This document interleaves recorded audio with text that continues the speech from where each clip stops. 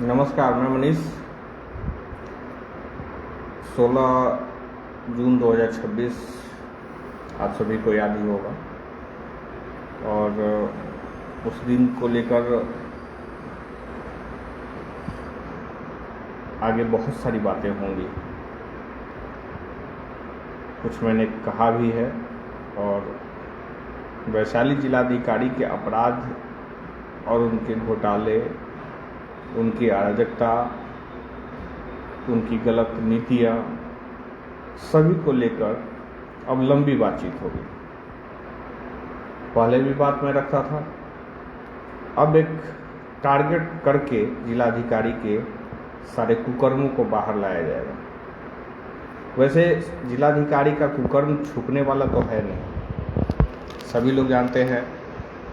आप कचहरी फील्ड ही मैंने समाहरणालय में ही घुसिएगा तो आपको पहले ईटा से लेकर के और समाहरणालय में जहां जिलाधिकारी बैठते हैं उनके गेट के बाहर तक में आपको अपराध, भ्रष्टाचार, लूट, डकैती सब दिखाई देगा। लेकिन उनके कमरे के अंदर आप जाएंगे, आपको लगेगा कि एक राजा का क्या स्थान होता है वो आपको अंदर देखिएगा। बाहरी दुनिया अलग है और अंदर जब जाते हैं तो पूरा स्वर्ग लगेगा।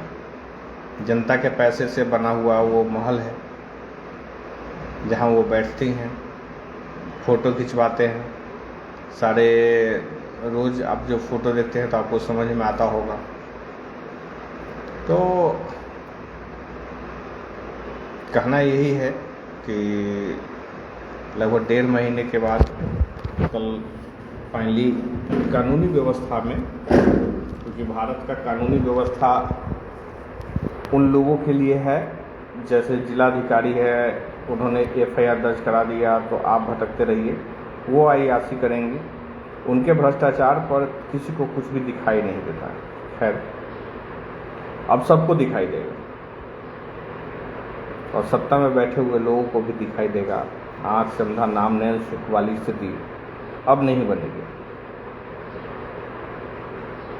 जल्दी ही मैं मिलता हूँ सभी लोगों से बीच में और आप सभी के बीच में मैं एक नए तरीके से आने की तैयारी हूँ। आपको भी पता है कि दैनिक हरिपुर अखबार की तैयारी शुरू है और जल्दी ही आप सभी के बीच में आएगा।